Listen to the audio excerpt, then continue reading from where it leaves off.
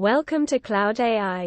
One of the key features of Bitcoin is its decentralized nature, which means that it is not controlled by any single entity or government.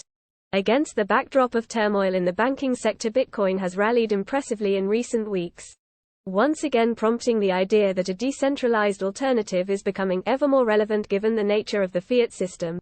For more information on how Bitcoin provides an alternative to the current financial system, please check out my previous video.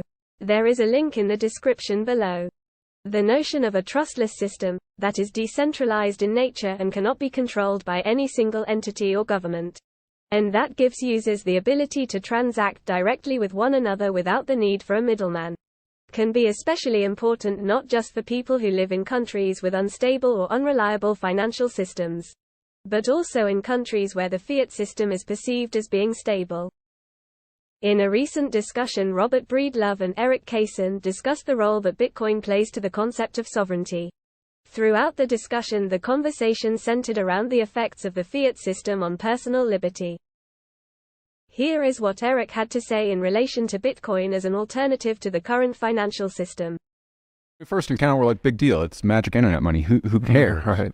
But then when you start to go, oh, like it's actually ordering based upon every 10 minutes, this idea of a truth of exchange that then gets buried and can never ever be changed. And so coming from a nihilistic worldview of fiat where nothing matters, there's no meaning, we all have our own forms of truth. So, just go off and do what you need to.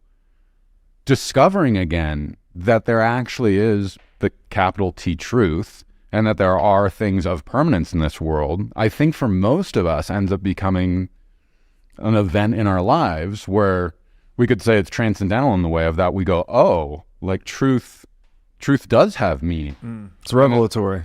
And that there is order to the world, and that there can be real meaning.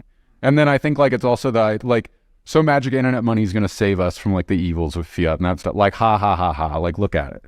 But then it's like you sort of like, well, what if it actually could? Like it's still growing and nobody's hacked it yet. It hasn't found any fatal flaws. People are building on it.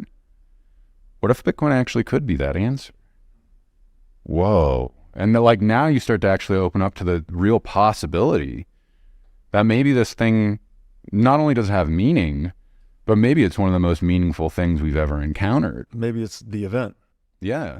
Bitcoin provides a means for individuals to exercise greater control over their finances and transactions. In turn, this can enhance personal sovereignty and empower people to make their own financial decisions. Because Bitcoin operates outside of government control, its value is not subject to the same kind of manipulation as fiat currencies. Once a transaction is completed, it is stored permanently on the blockchain. When viewed in this context, the way in which a currency is controlled and managed can have significant implications for personal liberty and psychology. This commitment to truth, as Erik argues, has far-reaching implications for our societies, as well as how we conduct ourselves as individuals. I highly recommend listening to the full discussion between Robert and Erik. I have added a link in the description below. Thanks for watching. Please don't forget to like and subscribe to this channel.